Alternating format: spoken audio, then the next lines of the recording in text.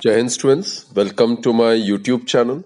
Students, always end the day with a positive thought. No matter how hard today was, tomorrow is full of possibilities. Today, tomorrow, and every day hereafter is new, full of possibilities. So, live it, breathe it, and put those bad days behind you and always look forward. With that positive note, students, let's begin today's session. Today, we are going to discuss standing waves in the case of a string, stress string, which is fixed at both the ends, right? And we'll discuss the different modes of vibration. Now, students, here what we have considered is we have considered a string. As I've told you, it is stressed between these two fixed points. Now, when the vibrations are excited in the string, in that case, it may vibrate in the form of one or more number of segments or loops.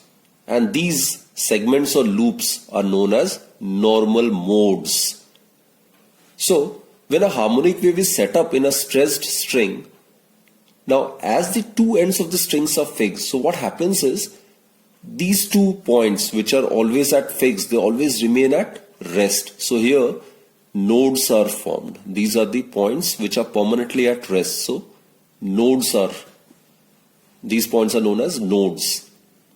And the harmonic wave which are set up in the string gets reflected, right? They get reflected from these two fixed ends of the string continuously. And a large number of waves with different phase traveling in either direction are produced in this string. So these waves interfere with each other, and we are aware, students, whenever the two waves which possess the same wavelength, same amplitude, same frequency, but moving in the opposite direction with the same speed superimposed, then they result, or they rather give rise into the formation of standing waves, right? Now let us deal it analytically or mathematically. Suppose a wave pulse is moving from left to right along the x-axis. Suppose this is x equals to 0, and let us consider this to be x equals to L. So what I've considered is L, capital L, to be the length of the stressed string under consideration, right? So we are considering a pulse to be moving from left to right. So this is suppose the incident wave. Let us consider this to be the incident wave, right? So this incident wave is represented by the incident wave. It is a progressive wave. So the incident wave is represented by, we are already aware of the standard equation of a plane progressive wave, isn't it? So the incident wave is represented by y1, suppose this is the displacement, it is r is suppose the amplitude, sine 2 pi by lambda vt minus x. V is the velocity of this incident plane progressive wave, right? Lambda is its wavelength, then r is the amplitude. R is amplitude, lambda is wavelength, v is the wave velocity of this incident wave. Now students, the right end, it is obviously fixed. It acts as a rigid boundary. So in that case, as the wave gets reflected from this rigid boundary, then what happens is it is reversed, and also students, it suffers a phase change of pi, additional phase change of pi. So this is the reflected wave.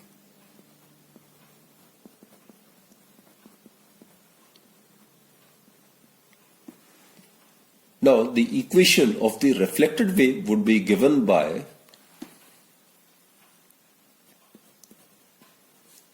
the reflected wave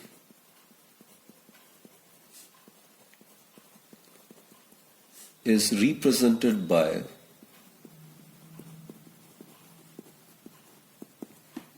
suppose y2, it is the displacement, the amplitude will remain same.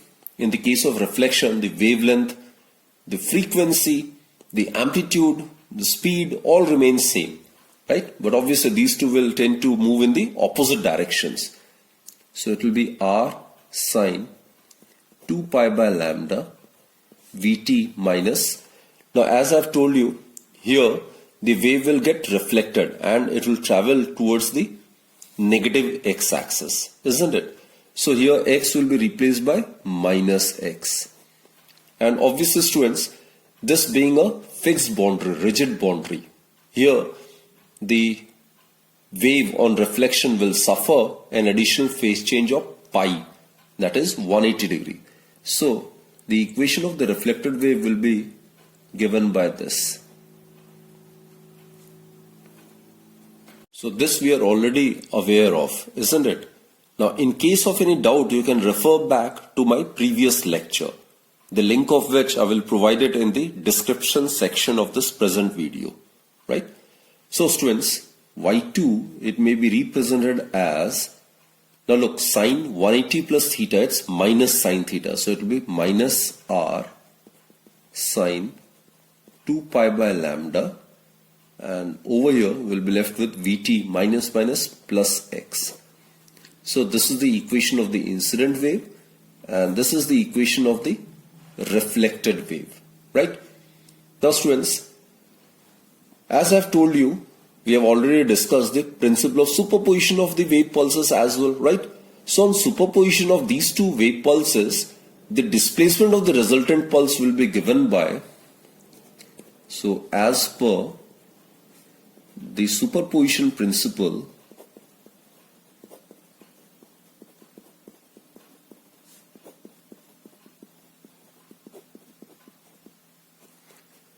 the displacement of the resultant wave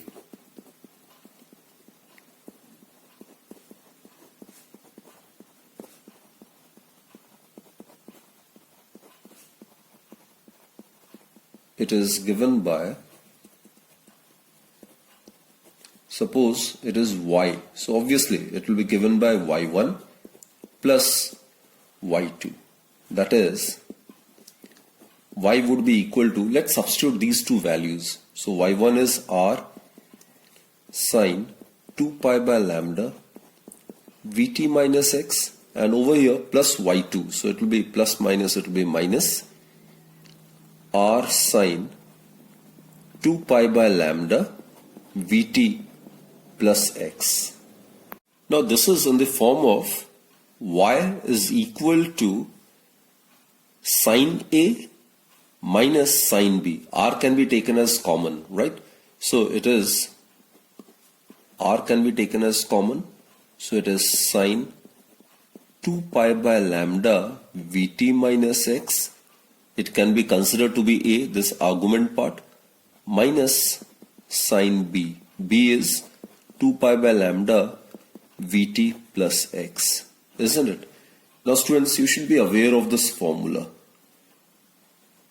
Sine A minus sine B, it is equal to twice sine A minus B by 2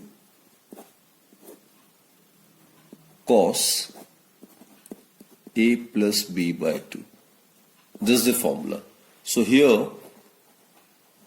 we have considered this to be A. It is 2 pi by lambda Vt minus x, and B is 2 pi by lambda Vt plus x. So substitute this value of A and B over here and we can evaluate this, right? So therefore students, y is equal to r sine A minus sine B. The formula is twice sine A minus B by 2, A minus B by 2, that is 2 pi by lambda Vt minus x minus twice pi by lambda Vt plus x divided by 2, right? And cos A plus B by 2, that is A is 2 pi by lambda Vt minus x plus B, that is plus 2 pi by lambda Vt plus x divided by 2. Okay, therefore y it's equal to, let's solve it, students. Look, 2 pi by lambda Vt minus 2 pi by lambda Vt, that will get cancelled, and here 2 pi x by lambda, and here also minus 2 pi x by lambda, so it will become twice divided by 2 will get cancelled. So sine being odd function, here what we will get is minus 2r sine 2 pi by lambda into x. And here, students, what we'll get is 2 pi by lambda into x with negative sign and plus 2 pi by lambda into x. It will get cancelled. So we'll be left with 2 pi by lambda Vt plus 2 pi by lambda Vt divided by 2. Right? So twice divided by twice, it will get cancelled. So we'll be left with cos 2 pi by lambda Vt. So students, the standard equation of a stationary or a standing wave is given by minus 2r sine 2 pi by lambda into x. Actually, this is the amplitude of the resultant wave formed. It is given by minus 2r sine 2 pi by lambda into x and cosine 2 pi by lambda Vt. So remember, students, in a stationary wave, all the particles of the medium have the same phase at a given instant, but they have different amplitudes. So this term in the bracket that represents the amplitude, this term, it actually represents the amplitude. So this is the standard equation of a stationary or a standing wave, right? So basically, you can notice from here the amplitude, it varies with distance x from the origin. This is the origin. So with the distance from the origin, the amplitude of the particles will vary. So at different positions, they will have different amplitude ranging from minimum to maximum. Minimum at the nodes and maximum at the antinodes, right? Further, students, as the wave equation describes, the resulting wave pulse is not of the form of the equation which represents harmonic wave, right? It contains both sine as well as cosine, the product of these two. So it does not represent a traveling harmonic wave. It actually represents what we call as standing or stationary waves.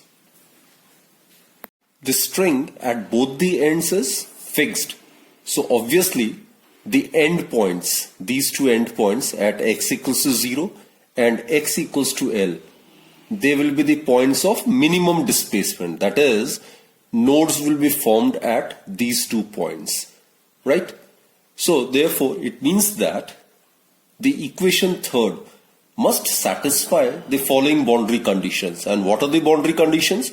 The boundary conditions are, first is at this point, which is at x equals to 0, right? As I've stated here, the nodes will be formed at this point and at this point. Nodes are the points where the amplitude is minimum or 0, right? So here at x equals to 0, this displacement must be 0 for all values of t, for all values of t. This is the first boundary condition. And second one is, students, at the other end, which is at x equals to L. So at x equals to L, again that end is fixed. So and nodes must be formed where the displacement y is 0 over here.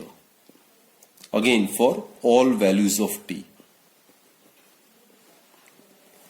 Now it can be easily seen that this equation, it satisfies the first boundary condition. Because, students, if you substitute the value of x equals to 0 over here, then it will be sine 0. Sine 0 is 0. 0 multiplied by anything will be 0. So y would be also equal to 0. So this equation satisfies the first boundary condition, which states that at x equals to 0, y equals to 0. Right? Now, this equation must also satisfy the second boundary condition as well. That is, this term, this amplitude, it should be 0 at x equals to L, isn't it? So that is, this amplitude term, that is minus 2r sine 2 pi by lambda into x. This is the amplitude. It must be 0, right? When x is equal to L, isn't it? This is the second boundary condition which this equation needs to satisfy. Or students, if you substitute this value over here, what we get is sine 2 pi by lambda into L. It should be equal to 0, isn't it? Or what we get is sine 2 pi by lambda multiplied by L. It is equal to 0. Sine 0 is 0. Sine 180 degrees is 0. Isn't it? Sine 360 degrees is 0. So we can start with sine n pi, where n is equal to 1, 2, 3, 4 and so on. Actually, we have initialized the value of n from 1, as n corresponds to the first, second, third, fourth mode of vibration, right? So we have initiated the value of n from 1. It's the mode of vibration, isn't it? So when n, the value of n is 1, it will become sine pi. Sine 180 degrees is 0, isn't it? When n is 2, then it will become sine 2 pi. Sine 2 pi is again 0. Sine 3 pi is again 0. Sine 4 pi is 0. So sine 2 pi by lambda L is equal to sine n pi, which implies that 2 pi L divided by lambda, it must be equal to n pi.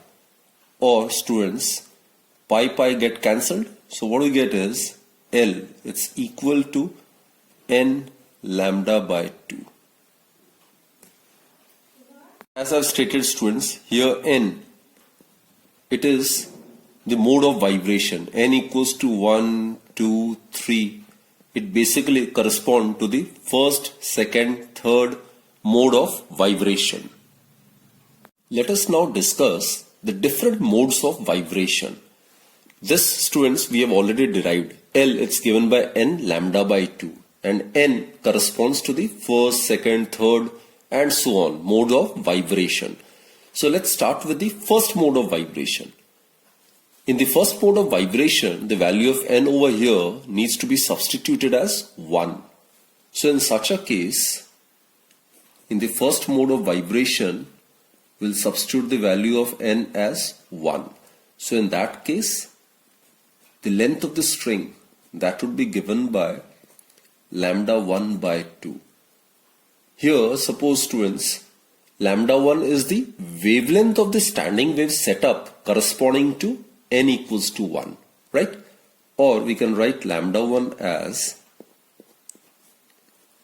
twice of L. Now students, as L equals to lambda 1 by 2, therefore the string will vibrate in one segment, or it will vibrate in one loop. Basically, we are aware the distance between two successive nodes, that's equal to half of the wavelength. And these are the two fixed points between which the string is attached, isn't it? So here node will be formed, and here also node will be formed. And the distance between two successive nodes, that is equal to half of the wavelength, isn't it? So only these are the two nodes which will be formed corresponding to the first mode of vibration. And in the midpoint between the two nodes, there will be antinode where the amplitude is maximum. Corresponding to n equals to 1, the string will vibrate in one segment. This is known as one loop, or it is known as one segment, right? It consists of two nodes. The distance between two successive nodes, as I've stated, it's equal to half the wavelength. So it is lambda by 2.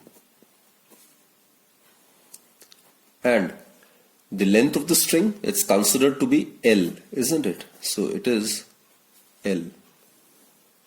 So from the diagram, this mathematical relationship between L and lambda 1 can be easily justified, right? Now students, suppose nu1 is the frequency of the wave setup corresponding to this mode of vibration. Then nu1, it is equal to, we are aware, nu1, it's equal to velocity divided by lambda 1, right? We are aware the velocity of a wave is given by the product of the frequency and the wavelength. Therefore, frequency would be given by velocity divided by wavelength. So this is nu1 is the frequency corresponding to n equals to 1. Now substituting the value of lambda 1 as 2L over here, what we get is nu1, it's equal to V by 2L. Now students, this frequency, it is known as the fundamental frequency. It is the fundamental frequency. There's also another term for it. It is also known as the pitch of the tone. Pitch of the tone. Or it is also known as first harmonic.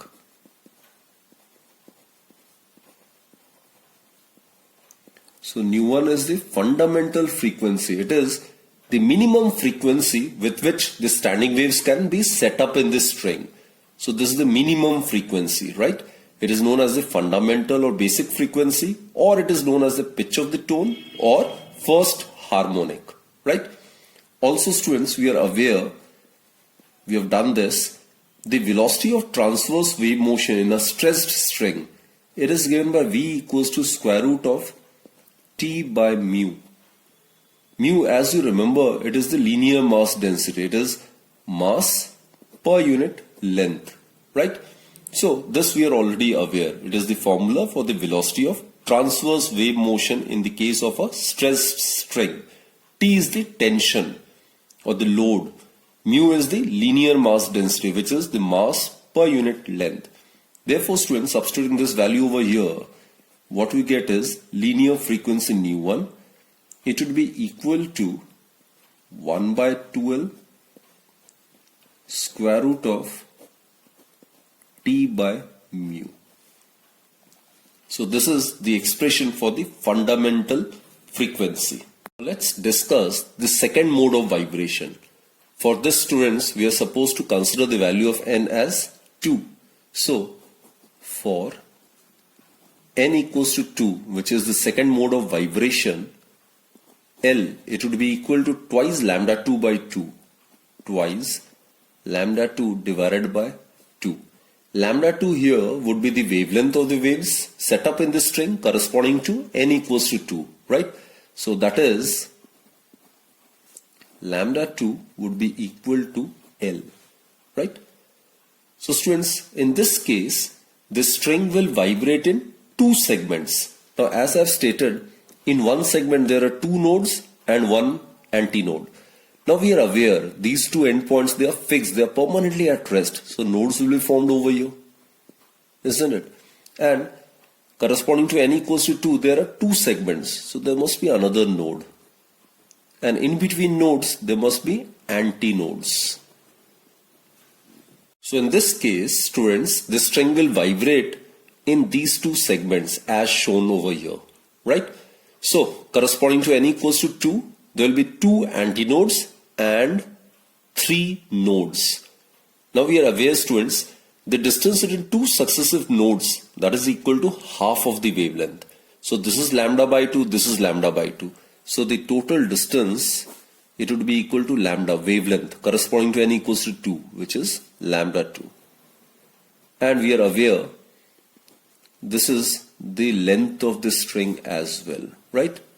So L equals to lambda 2. It validates this mathematical relationship between these two, right? Now the frequency nu2 corresponding to n equals to 2 would be given by nu2 is equal to V by lambda 2, or nu2 it would be equal to V by L. Lambda 2 is equal to L.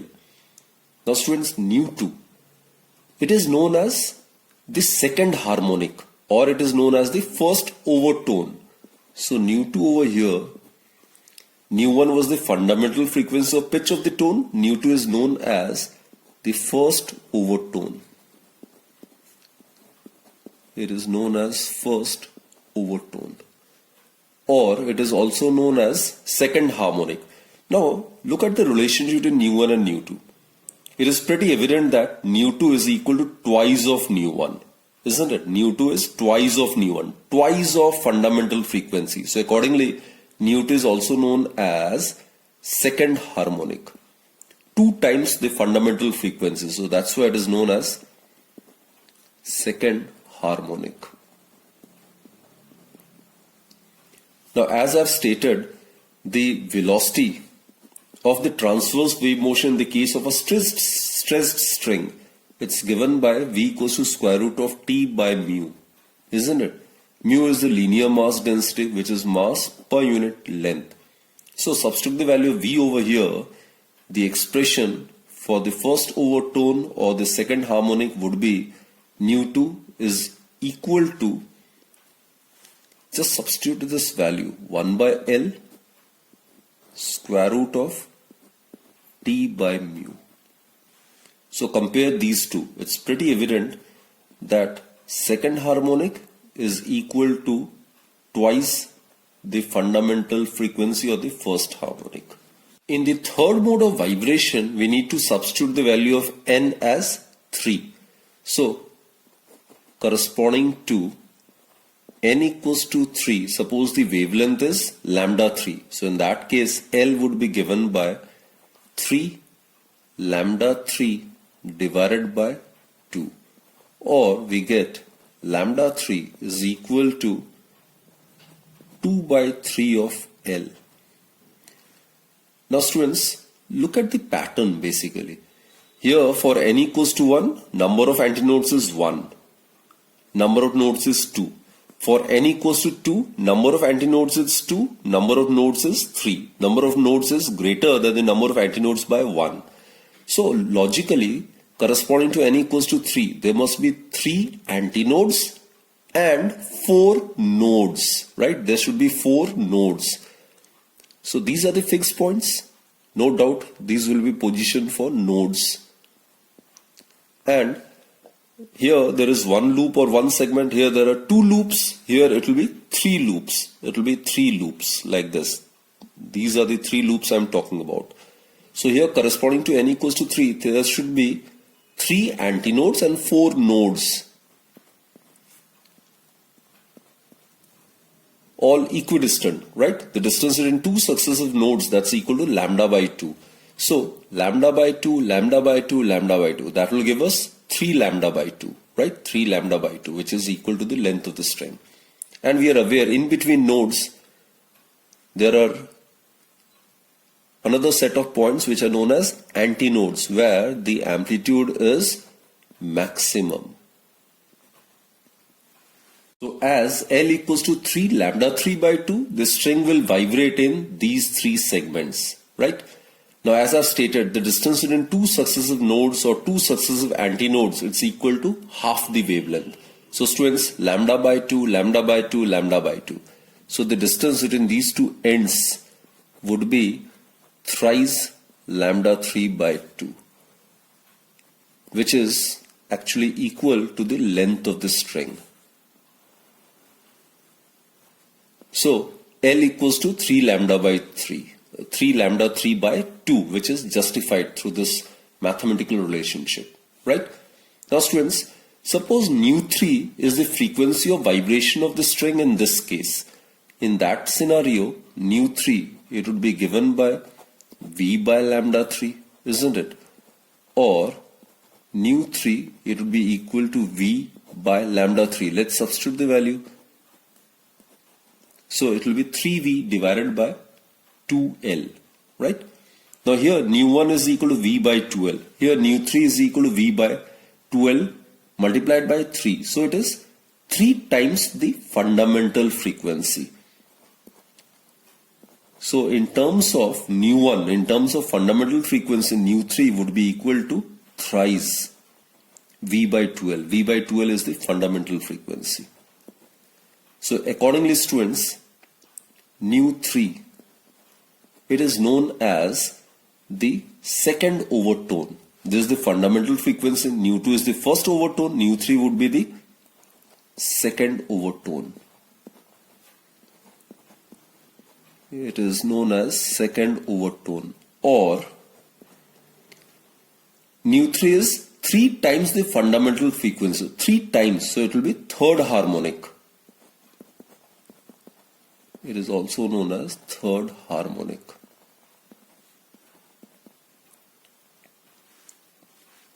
And velocity of the transverse wave motion in the case of a stressed string, we are aware it's given by square root of T by mu. T is the tension, mu is the linear mass density. So substitute this value of velocity over here. So we'll get the expression for the frequency corresponding to n equals to 3. So nu 3, it would be equal to 3 times fundamental frequency. So 3 by 12 square root of T by mu. Continuing in the similar manner, we can obtain the expression for the third overtone, for the fourth overtone, and so on. Right? One thing to be noted is that, students, in the case of the standing waves produced in the case of a stressed string, right? So it contains both the harmonics, even harmonic as well as odd harmonics, right? This is nu 1, nu 2, nu 3. Nu 2 is twice of the fundamental frequency. Nu 3 is thrice of the fundamental frequency. Nu 4 would be 4 times the fundamental frequency. And these are the harmonics. So it contains both even as well as odd harmonics. Now let us discuss about the position of the nodes. Position of the nodes.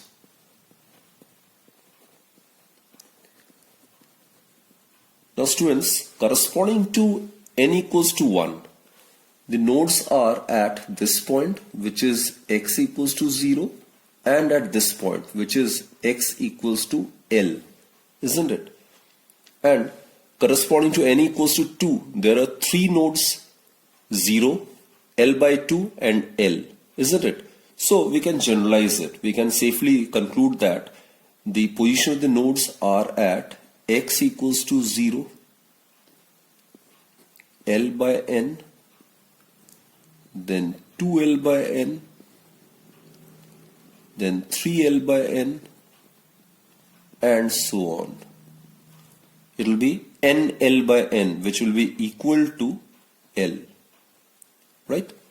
So in case n equals to 1, we are supposed to consider first two terms, right? So for n equals to 1, the position of the nodes would be at x equals to 0 and at x equals to L, right? At 0 and L. Now for n equals to 2, we need to consider the first 3 terms, because for n equals to 2 there are 3 nodes, so we need to consider first 3 terms. So substituting the value of n equals to 2 over here, we get the position of the nodes at x equals to 0 over here, L by 2, that is exactly at the midpoint, and 2L by 2, that is at the other end, that is x equals to L, right? Corresponding to n equals to 3, there will be 4 nodes, right? These are the position of nodes. So for that, we need the first 4 terms. So at x equals to 0, this is the position of the node. Substitute the value of n equals to 3 over here. L by 3, this is L by 3. This is 2L by 3. And this is 3L by 3, which is L, isn't it? So these 4 were the positions of the nodes corresponding to n equals to 3. 0, L by 3, 2L by 3, and 3L by 3, that would be L. So these will give the position of the nodes. Similarly, students, let's find out the way to represent the position of antinodes. Now for antinode students, here it's pretty clear that corresponding to n equals to 1, only there is one antinode. For n equals to 2, there are two antinodes. Corresponding to n equals to 3, there are three antinodes. Similarly, for n equals to 4, there will be four antinodes, isn't it? So, position of antinodes here would be L by 2, isn't it? So, the position of the antinodes would be x is equal to L by 2n. Now, corresponding to n equals to 1, we have to consider only the first term. For n equals to 1, the position will be x equals to L by 2, which will be the midpoint, right? Now, corresponding to n equals to 2, the position of the nodes would be L by 2n and 3L by 2n. For n equals to 2, it would be L by 4 and 3L by 4. This is x equals to 0. This is L by 4, 2L by 4, 3L by 4. So, position of antinodes are at L by 4 and 3L by 4, right? L by 4 and 3L by 4, corresponding to n equals to 2. Corresponding to n equals to 3, it would be 5L by 2n. These three are the positions of the antinodes corresponding to n equals to 3, right? This position would be L by 6. Substitute the value of n equals to 3 over here, so we will get L by 6. This is L by 6, this is x equals 0, L by 6, 2L by 6, 3L by 6, 4L by 6, 5L by 6 and 6L by 6, which is L. So the nodes are positioned at L by 6, 3L by 6 and then this is 5L by 6, which will be given by these terms. So generalizing, we can write down the nth term as 2n minus 1 L by 2n. So these are the positions of nodes and antinodes. Here I must again specify that, students, when the standing waves are set up in the string, then there are points where the amplitude is 0. These are the points where the amplitude is 0. These points are known as nodes. While on the other hand, there are certain other set of points where the amplitude is maximum, and these points are known as antinodes. So basically, these represent the positions of nodes and antinodes corresponding to different modes of vibration. Now let us look at the facts at a glance for vibrating strings. We'll discuss the various modes of vibration. Let's start with the first, or the fundamental mode of vibration. This is corresponding to n equals to 1. So this fundamental mode of vibration, it is also known as the first harmonic, and it is known as the pitch of the tone or the fundamental tone. It is known as the fundamental tone or the pitch of the tone. Now students, number of loops. Just now we have discussed corresponding to n equals to 1. Number of loops or number of segments is 1. Number of antinodes is 1. While number of nodes is 2. Both at the fixed ends, right? And the fundamental frequency or the first harmonic or the pitch of the tone, that is given by nu. It's equal to V by 2L, isn't it? V is the velocity of the transverse waves produced in this string, which is equal to square root of T by mu. Mu is the linear mass density. And students, wavelength over here, it is lambda 1. It's equal to 2L by n, isn't it? So here, lambda 1, it would be equal to 2L. Corresponding to the second mode of vibration, it is known as the second harmonic, and it is known as the first overtone. In terms of tone, it is known as the first overtone. Now obviously in the case corresponding to n equals to 2, it will have two segments or two loops, two antinodes, and it will contain nodes which is greater than the number of antinodes by 1. So it will have three nodes over here, three nodes.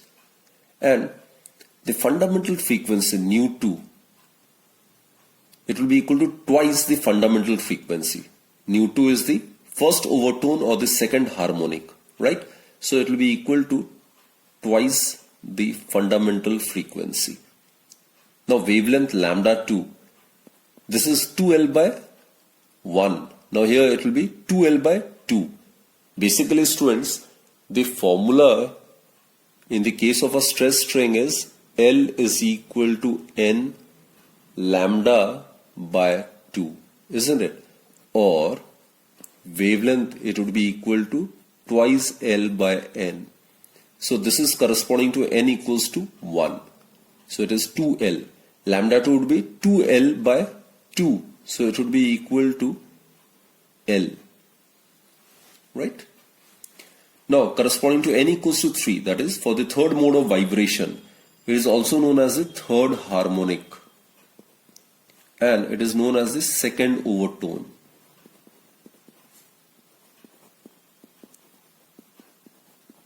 And the string will oscillate in three loops or three segments. It will have three antinodes and it will have four nodes. And here the frequency corresponding to N equals to 3 would be nu3, and it is known as the third harmonic or the second overtone. And it is third harmonic means 3 times the fundamental frequency. Nu1 is the fundamental frequency, right? And lambda 3, it would be equal to 2L by 3. N equals to 3, so lambda 3 would be 2L by 3. It is 2L by 3. Similarly, corresponding to the fourth mode of vibration, it is known as the fourth harmonic. And in terms of tone, it is also known as the third overtone.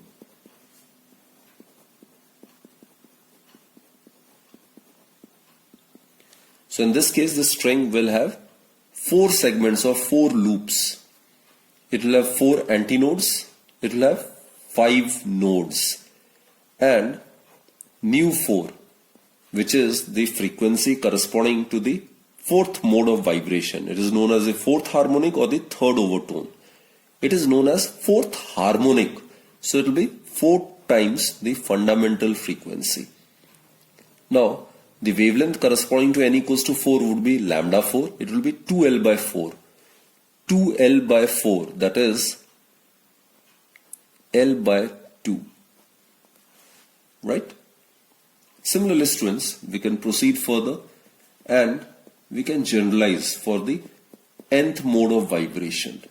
So, corresponding to N equals to N or corresponding to the nth mode of vibration, what we get is, this is for the nth mode of vibration.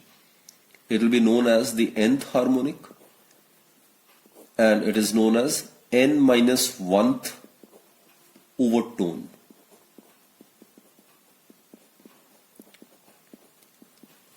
It will have n number of loops or n number of segments, equal number of antinodes, and it will have nodes which will be greater than the number of antinodes by 1. So it will have n plus 1 nodes, right?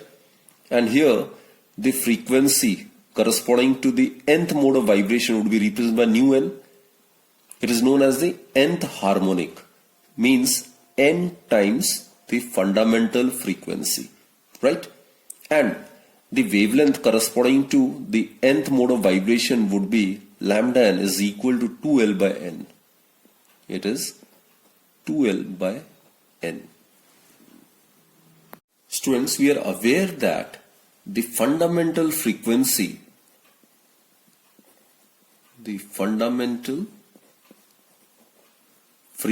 which is also known as the first harmonic or the pitch of the tone, that is given by nu, it's equal to 1 by 2L. I'm talking about this frequency, which is the fundamental frequency. 1 by 2L times V. velocity of the transverse wave motion in the case of a stressed string, it's given by square root of T by mu. Here mu, as I've told you, it's the linear mass density. It is mass per unit length, right? So this is the formula for the fundamental frequency. Now we will discuss some laws of vibrations of strings which follow from this equation. First one is, students, the law of length.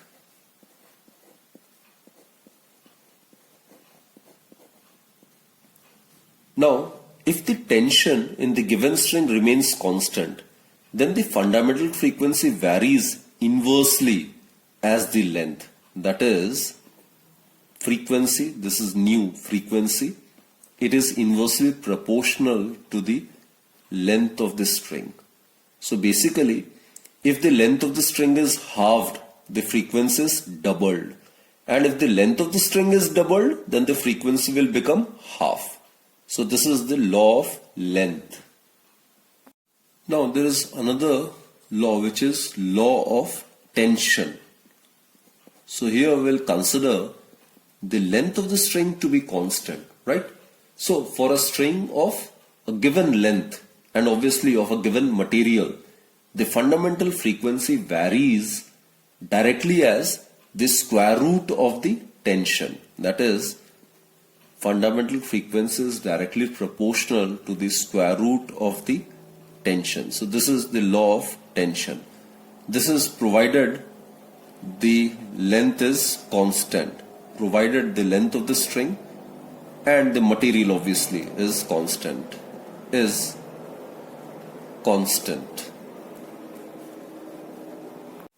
Next one is law of mass.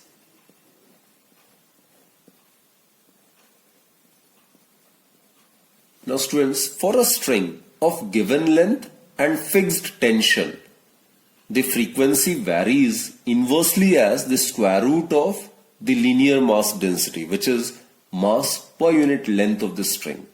That is, nu is inversely proportional to the square root of linear mass density, and provided the tension and the length of the string is constant. So this is known as the law of mass. Now here students, mass, it can be converted into density, right? So mu, it may be written as, this is the mass of this string, wire, it's in the cylindrical form. So mass is volume into density. Volume of a cylinder, that would be pi r square L. Right? This is the volume. And suppose rho is the density of the material of the string. So mass would be equal to volume multiplied by density divided by L. So L get cancelled. So we'll be left with pi r square rho. Now students, radius, it's equal to half the diameter. So r square would be d by 4. So we get pi d square by 4 multiplied by density. This is the density of the material of the string. So substituting this value over here, the frequency, that is the fundamental frequency, it may also be written as 1 by 2L square root of T divided by, in place of mu, we can write pi d square rho and 4. So this term can be rearranged. So the fundamental frequency may be written as, the square root of 4 is 2. So 2 will get cancelled. So we'll be left with 1 by L square root of d square would be d square root of T by pi rho. Right? So this is the expression for the fundamental frequency in terms of the diameter and the diameter of the string and the nature of material of the string, which is the density. Now, this expression basically leads to the following two laws, right?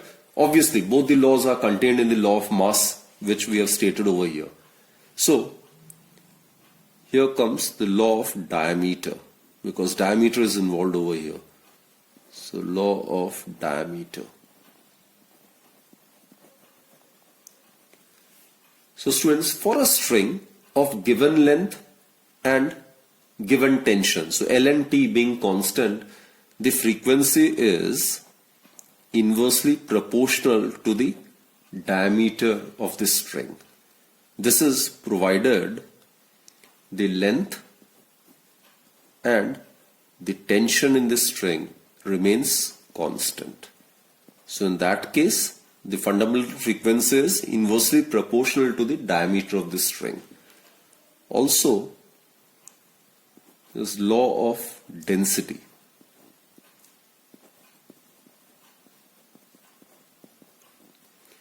So here students, again, for a string of given length, given diameter and given tension, the frequency is inversely proportional to the square root of the density of the material of the string.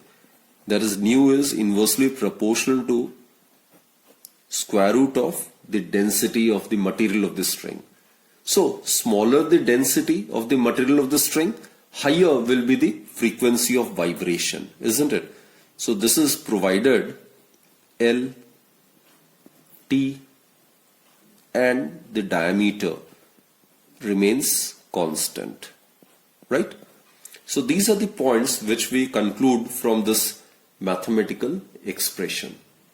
And over here students, again let me remind it, as per law of diameter, the frequency is inversely proportional to the diameter. So basically, thinner the string, higher will be the frequency of vibration, right? So students, this article is over. It was a very, very interesting one and very, very important from examination point of view, right? So revise it thoroughly. This was a very, very important topic. And there are other two cases of standing waves as well, which we'll be discussing in the subsequent lectures. So students, keep watching my video and stay fit, stay healthy and always keep smiling. Always have that positive approach towards your life. Thank you.